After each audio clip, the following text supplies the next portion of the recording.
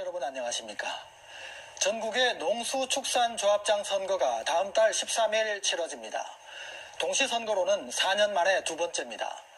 대구 경북에서는 206곳의 조합장을 선출하게 되는데 선거가 과열되면서 불탈법 등 논란도 일고 있습니다. 조합장 선거 어떤 문제를 안고 있는지, 공명선거를 위해 무엇이 필요한지 진단해 보겠습니다. 명부 작성에 들어가거든요. 근데 1회 때 선거를 돌이켜보면 무자격 조합원이 이제 유권자가 돼서 큰 문제가 있었던 적이 있거든요. 무자격 조합원이 일단 무엇인지, 그리고 왜 문제가 되는지 한번 짚어봐야 할 것 같습니다. 그러니까 이제 조합원으로서 자격이 없다 이제 이거일 텐데요. 그러니까 이제 농협의 이제 자격이라고 한다면, 조합원 자격이라고 한다면 뭐 농업인이어야 되는 거죠. 이제 농업인이어야 하니까 뭐 300평 이상의 농지가 있어야 되고, 또 뭐 90일 이상 영농에 종사해야 되고, 또 이제 축산 쪽 같으면은 예를 들면 소 2마리 이상을 키워야 된다든지, 뭐 돼지는 10마리 이상, 이렇게 자격 조건이 있습니다. 이제 근데 그 자격 조건에 부합하지 않는 조합원이 이제 됐다는 거거든요. 이제 그런 조합원이 많이 생겼다 이 얘기인데, 그게 이제 왜 그러냐면 그 처음에 조합원이었는데 고령 나이가 드셔서 이제 은퇴하신 분도 사실 있지 않습니까? 그런 분도 있고. 근데 문제는 이제 그런 분들도 문제긴 한데, 그분보다도 오히려 이제 도시화되는 과정에서 예를 들면 과거에는 축산을 했는데 지금은 축산을 안 하시는 거예요. 근데도 조합원으로 등재가 돼 있는 겁니다. 이제 이런 분들은 사실 자격이 없지 않습니까? 그러니까 이걸 그 자격이 없는 조합원들을 조합에서 자체 이사회를 통해서 정리를 해줘야 되는데, 이게 정리가 잘 안 됩니다. 이제 안 되는 이유가 뭐냐면은, 예를 들면 이제 그 어떤 경우에는 그 정리를 하더라도 예를 들면 자기와의 어떤 경쟁자한테 편에 설 것 같은 사람들은 정리를 해버리고, 예를 들면 자기한테 우호적인 사람들은 그런 분들을 그대로 조합원으로 놔두는 거죠. 왜냐면 또 축협 같은 경우는 조합원이 되면 뭐 1년에 뭐 선물, 상품권을 뭐 20만 원어치 준다든지 뭐 이런 혜택도 또 사실 있습니다. 있으니까 그런 것들을 통해서 이제 일종의 표 관리라고 할까요? 이제 이런 경우들이 있다 보니까 무자격 조합원을 정리가 제대로 안 되는 게 지금 많이 있고요. 실제로 이 경북 지역 같은 경우에 최근에 그 안동 봉화 축협에서 또 문제가 많이 나오고 있습니다. 제가 듣기로는 그 무자격 조합원을 산정을 해보니까 그 축산을 하지 않는 분들이 한 400여 명이 이제 있는 걸로 그렇게 조사가 됐는데, 그 중에서 절반 정도는 정리를 하고 절반 정도는 놔두고 이렇게 하니까 조합 내에서 그거는 이제 뭐 말이 많이 나오지 않겠습니까? 이게 현직에 유리하기 때문에 그건 이분들만 정리하고 이분들은 정리 안 하고 뭐 이런 식의 이제 잡음이 나오면서 지역 내에서 뭐 대책위가 꾸려지고 분란이 생기는 이런 일들이 지금 여기 안동 봉화 축협에서도 일어나고 있고요.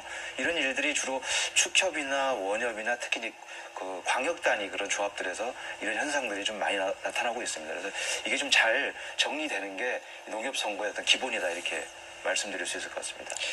그런데 그 본인이 자격이 있는지 없는지를 본인이 가장 잘 알지 않을까요? 본인이 뭐 어떤 그러한 조건이 있다 그러면 나 스스로가 무자격 조합원이라는 걸 알 텐데, 나는 무자격 조합원이라고 생각하는데 조합원에 올라가 있다면 스스로가 좀 이렇게 자발적으로 신고를 한다든지 그렇게 하면 되지 않겠습니까? 그게 이제 사실 협동조합의 기본이라고 할 수 있죠. 그런 건데 지금 우리나라는 이제 농수축협이 처음 만들 때부터 조합원이 자발적으로 만들기보다는 국가에서 법으로 만들었거든요. 그러다 보니까 조합원들이 사실 협동조합에 대한 주인의식이 사실 약합니다. 그러니까 사장님께서 말씀하신 것처럼 그래야 되는데, 거기다가 이제 조합원 등록돼 있으면 뭐 상품권을 준다든지 또 배당을 준다든지 이런 이익들이 있으니까 또 안 하는 거죠. 그렇게 또 이제 조합 측에서도 또 이제 자기한테 유리하다고 생각하면 또 정리를 안 하고 뭐 이런 것이 상호작용 되면서 계속 이제 무자격 조합 문제가 해결이 안 되고 있는 그런 문제로 이렇게 되고 있는 것 같습니다. 민주시민으로서의 어떤 유권자 의식이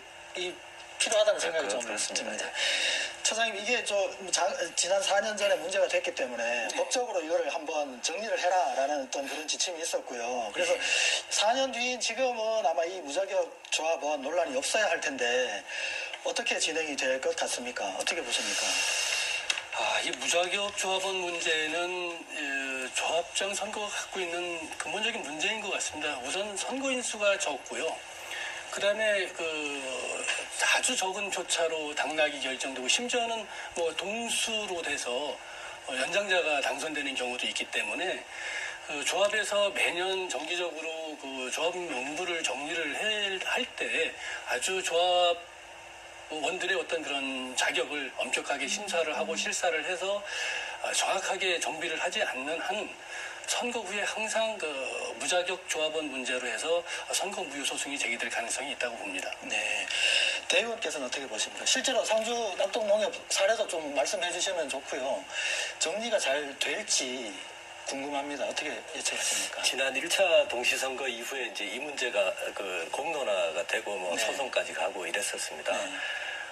저희 지역에 이제 한 농협도 이 무자격 조합원 문제 때문에 이렇게 소송이 걸리고 뭐 이제 끝까지 판결이 나진 않았습니다. 판결 전에 이제 조합장이 자진 사퇴하고 재선거를 하는 과정이 있었거든요.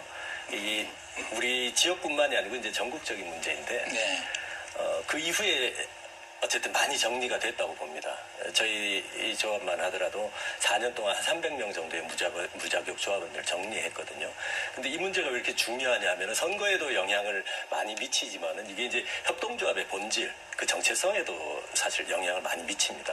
그 협동조합이 어떤 조합원들 대상으로 어떤 사업을 할 거냐, 이게 이제 사업을 통해서 결정이 되는데, 이 무자격 조합원들은 이호준 국장님 말씀하셨지만 조합을 이용하지 않고 거기에서 이제 혜택을 보려는, 또 이제 그걸 갖다가 선거에 이용하려는 이런 왜곡을 가져오거든요. 그래서 이 문제는 정확하게 공론화된 기구에서 지속적으로 이렇게 무자격 조합을 정리해 나가는 그런 과정을 거쳐야 된다고 봅니다.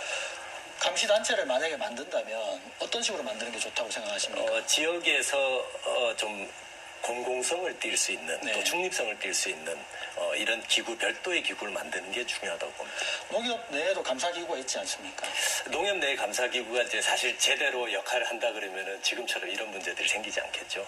그렇지만은 농협의 조합장 선거도 문제지만은 대의원들이 선출하게 되는 이 감사 선거도 조합장 네. 선거 못지않게 지금 뭐 과열이라면 과열이고 불탈법이라면 불탈법이 많이 벌어지고 있는 게 사실이거든요. 네, 알겠습니다.